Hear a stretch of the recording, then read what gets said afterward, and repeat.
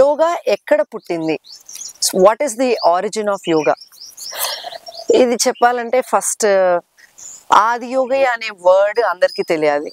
ఆది యోగి అంటే the first yogi or first guru of yoga.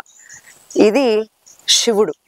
అంటే దేవుడు శివుడు అని చూడడం కన్నా కూడా ఒక గురువు, ఆ శివుడు ఒక గురువుగా చూస్తాం మేము యోగా ఫ్రెటర్నిటీ అంతా కూడా. ఫ్రాంక్గా చెప్పాలంటే శివుడు ఈ యోగా అనే సబ్జెక్ట్ని, ఈ సైన్స్ని ఒక 7 డిసైపుల్స్, ఆయన శిష్యులకి 7గురికి ఈ నాలెడ్జ్ అంతా ఇచ్చి ప్రపంచం అంతా తిరిగి ఈ సైన్స్ని అందజేయండి, మనుషులందరూ హ్యాపీగా ఉండాలంటే ఇది అందరికీ తెలియాలి కాబట్టి అందజేయండి అని పంపించారు. ఈ సప్త ఋషులు now the so called Asia, middle east, northern America, southern America, northern Africa, ఈ ప్లేసెస్ అన్నిటికీ వెళ్ళి మరి యోగాని అందజేశారనమాట. So yoga is very very old ancient knowledge coming from lord Shiva. So శివుడు మన మొదటి గురువు. ఈ లీనియేజ్ అలా కొనసాగుతూ వచ్చింది. దీన్నే మనము pre Vedic period, Vedic period, pre classical period, classical period, post classical period, modern yoga period అని చాలా స్టేజెస్గా డివైడ్ చేయబడింది. సో ప్రీ వేదిక్ పీరియడ్ అంటే హిందూ సరస్వతి వ్యాలీ సివిలైజేషన్ టైమ్స్లో ఈ ఏమంటామంటే ఫాజిల్స్, రిమైన్స్ అంటారు కదా, అంటే బయట దేశం వాళ్ళు వచ్చి మన ఇండియాలో ఉన్న సివిలైజేషన్ మొత్తాన్ని నాశనం చేసిన టైంలో ఫాజిల్స్ కింద, రిమైన్స్ కింద మిగిలిపోయిన వాటిని గమనిస్తే యోగ సాధన అనేది అప్పటి నుంచే మొదలైందని దానికి నిదర్శనం. ఇది అరౌండ్ 2700 BC నుంచి స్టార్ట్ అయిందనమాట. ఇది లిటరలీ నాన్ డాక్యుమెంటెడ్ పీరియడ్ కింద వస్తుంది.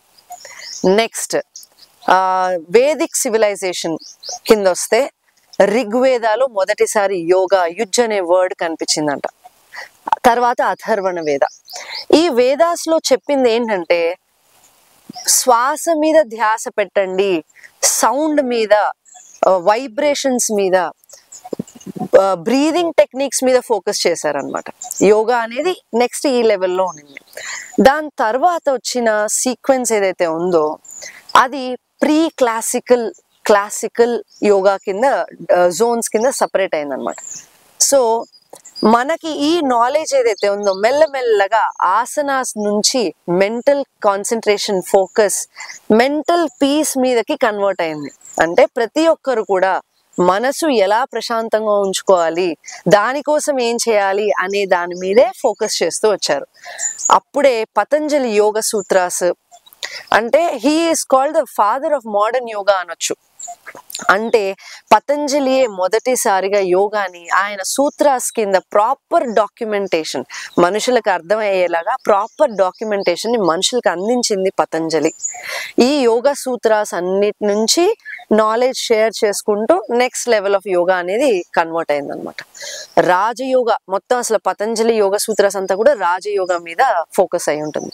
మళ్ళీ భగవద్గీతలో అంటే కృష్ణుడు అర్జునుడికి ఉపదేశించిన యోగా మొత్తం కూడా జ్ఞానము, కర్మయోగా మీద ఫోకస్ అయి ఉంటుంది.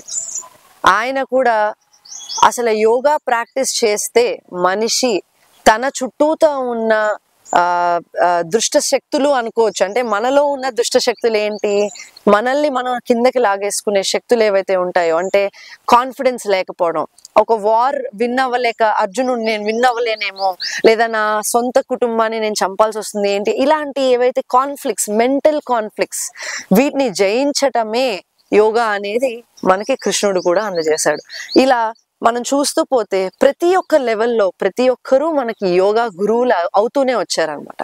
చివరికి మోడర్న్ యోగాలో ఆది శంకరాచార్య, దాని తర్వాత స్వామి వివేకానంద, ఇంకా అలా చూసుకుంటూ పోతే BKS అయ్యంగార్ దగ్గర నుంచి చాలా మంది యోగా గురువులు ఇప్పుడు ప్రెసెంట్ నేను మీరు అందరూ చూస్తుంటే ఎలాగైతే మనకి సద్గురు గారు ఉన్నారు, డిఫరెంట్ యోగా గురుస్ ఉన్నారు, ఇలా లీనియేజ్ మొత్తం యోగాని ప్రపంచానికి అందజేయాలి అని కంకణం కట్టుకొని మరి మన మంచి కోసం అనేది యోగా గురించి చెప్తున్నారనమాట. ఎలాగైతే మనము నాన్ డాక్యుమెంటెడ్ పీరియడ్ గురించి మాట్లాడుకున్నామో, డాక్యుమెంటెడ్ పీరియడ్ అంతా కూడా యోగ సూత్రాస్ తర్వాతే వచ్చింది. ఈ విషయం చెప్తే మీరు ఆశ్చర్యపోతారేమో, మన యోగ సూత్రాస్ నుంచి తీసుకున్న ఇన్ఫర్మేషన్ వల్లనే చాలా మార్షల్ ఆర్ట్స్, ప్రపంచంలో ఉన్న చాలా మార్షల్ ఆర్ట్స్, నాట్య శాస్త్రము, మార్షల్ ఆర్ట్స్ అన్నీ కూడా ఆ టెక్నిక్స్ ని వాడుకొని వాళ్ళ different techniques of martial arts and dance కూడా క్రియేట్ చేయబడింది అని అంటే మటుకు ఇది చాలా వాస్తవము. నేను చేసిన రీసెర్చ్ బట్టి నేను తెలుసుకున్న ఒక కొత్త ఇన్ఫర్మేషన్ మీతో షేర్ చేసుకోవాలనుకున్నాను.